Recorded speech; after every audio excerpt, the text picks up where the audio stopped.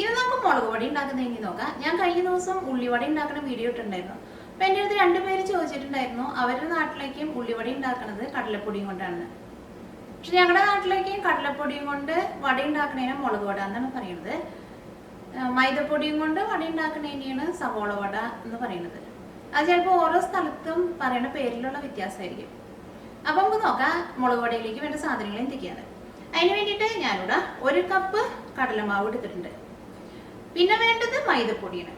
1 cup കടലമാവ് എടുക്കുമ്പോൾ 1/4 cup മൈദപ്പൊടിയും കൂടിയും ചേർക്കണം. ഈ മൈദപ്പൊടി കൂടിയും ചേർക്കുന്നത് വടക്കി നല്ലൊരു മയം കിട്ടാൻ വേണ്ടിയിട്ടാണ് ചേർക്കുന്നത്. പിന്നെ ഇതിലേക്ക് 1/4 ടീസ്പൂൺ ബേക്കിംഗ് സോഡ വേണം. പിന്നെ വേണ്ടത് സവോളയാണ്. അതിന് വേണ്ടിയിട്ട് ഒരു വലിയൊരു സവോള നല്ല കനം കുറച്ചിട്ട് കട്ട് ചെയ്തെടുത്തിട്ടുണ്ട്. പിന്നെ കറിവേപ്പില വേണം.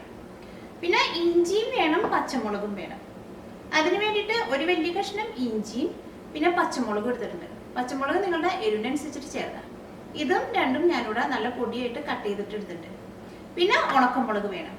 അതിന് വേണ്ടിയിട്ട് 3 ഉണക്കമുളക് എടുത്തിട്ടുണ്ട്. ഈ ഉണക്കമുളക് നന്നായിട്ടൊന്ന് ചെറുതാക്കിയിട്ട് വേണം ഈ മിക്സിലേക്ക് ചേർക്കാൻ വേണ്ടിയിട്ട്. ഇനി ഇതിലേക്ക് ആവശ്യത്തിന് ഉപ്പും വേണം. അപ്പം നമുക്ക് നോക്കാം ഇതെങ്ങനെ മുളക് വടയാക്കാന്ന്.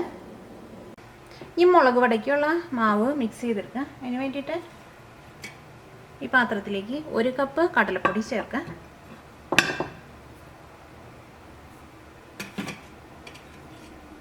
1/4 കപ്പ് മൈദപ്പൊടി ചേർക്കുക. 1/4 ടീസ്പൂൺ ബേക്കിംഗ് സോഡ ചേർക്കുക. ഇതിലേക്ക് ആവശ്യത്തിന് ഉപ്പ് ചേർക്കുക. ഇതെല്ലാം കൂടിയിട്ടൊന്ന് മിക്സ് ചെയ്യുക. ഇതിലേക്ക് ഇഞ്ചി ചേർക്കുക, പച്ചമുളക് ചേർക്കുക. പച്ചമുളക് നിങ്ങളുടെ എരിവിനനുസരിച്ചിട്ട് ചേർക്കുക. കറിവേപ്പില ചേർക്കുക. കറിവേപ്പില ചേർക്കുമ്പോൾ പതുക്കെ ഒന്ന് ചെറുതാക്കിയിട്ട് ചേർക്കുക. സവോള ചേർക്കുക. സവോളയും നല്ല ചെറുതായിട്ട് വേണം കട്ട് ചെയ്തെടുക്കാൻ വേണ്ടിയിട്ട്. ഇതിലേക്ക് ഉണക്കമുളക് ചേർക്കുക. ഉണക്കമുളക് ഞാനിവിടെ കുറച്ച് ചെറുതായിട്ട് കട്ട് ചെയ്തെടുത്തിട്ടുണ്ട്. ഉണക്കമുളക് ചേർക്കുമ്പോൾ ഇതിങ്ങനെ കട്ട് ചെയ്തെടുത്ത് കഴിയുമ്പോൾ ഇതിനകത്ത് കുരു ഇങ്ങനെ സെപ്പറേറ്റ് ആയിട്ട് വരും. അപ്പോൾ അതിനകത്ത് ആ കുരു ചേർക്കണ്ട, ഈ ഉണക്കമുളക് മാത്രം എടുത്ത് ചേർക്കണം. ഇതെല്ലാം കൂടിയിട്ട് നന്നായിട്ട് ഒന്നും കൂടി ഒന്ന് മിക്സ് ചെയ്യാം. ഇത് കഴിഞ്ഞിട്ട് ഇതിലേക്ക് ആവശ്യത്തിന് വെള്ളം കൂടിയും ചേർത്തിട്ട് ഇത് വടയുടെ പരുവത്തിൽ കുഴച്ചെടുക്കണം. ഇതിലേക്ക് ആവശ്യത്തിന് വെള്ളം കൂടി ചേർത്തിട്ട് ഇത് മിക്സ് ചെയ്തെടുക്കുക. കുറേശ്ശെ വെള്ളം ഒഴിച്ചിട്ട് മിക്സ് ചെയ്തിട്ടെടുക്കുക. ഇത് വടയുടെ പരുവത്തിന് മിക്സ് ചെയ്തെടുത്തിട്ടുണ്ട്. ഇതേപോലെ ഇരിക്കണം. ഒരുപാട് വെള്ളം പോലെ ഇരിക്കരുത്, ഒരുപാട് ടൈറ്റായിട്ട് ഇരിക്കുകയും ചെയ്യരുത്. ഇതേപോലെ നമുക്കിങ്ങനെ ഓരോ ഉരുളയായിട്ട് ഇങ്ങനെ കയ്യിൽ എടുക്കാൻ വേണ്ടിയിട്ട് പറ്റണം.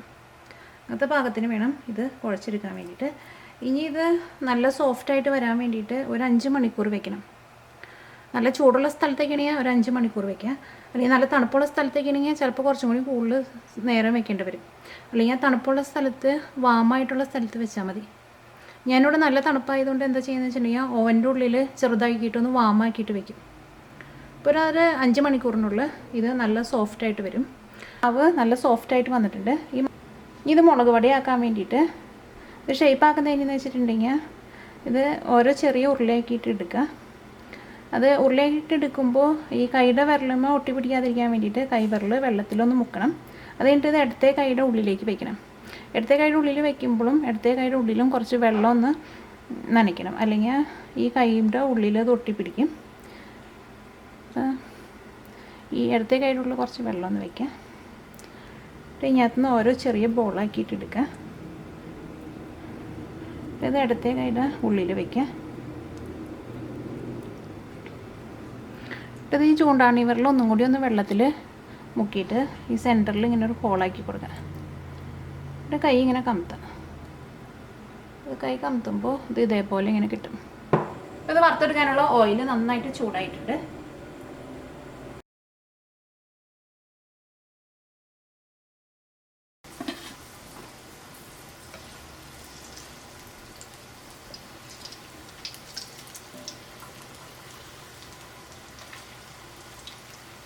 ഓരോ സൈഡ് മൊരിയുമ്പോൾ മറ്റേ സൈഡും തിരിച്ചിടാം. തീ നന്നായിട്ട് കൂട്ടിയിട്ടുണ്ട്. ഇതിട്ട് കഴിഞ്ഞിട്ട് അത് പതുക്കെ ഒന്ന് കളർ മാറി തുടങ്ങുമ്പോൾ പിന്നെ ഒരു മീഡിയം ഫ്ലെയിമിൽ വെച്ചിട്ട് വറുത്തെടുക്കുക.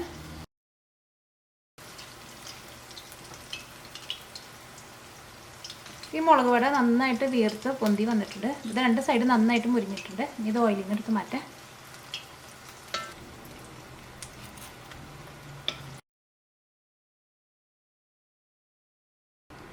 മുളക് വട വറുത്തെടുത്തിട്ടുണ്ട്.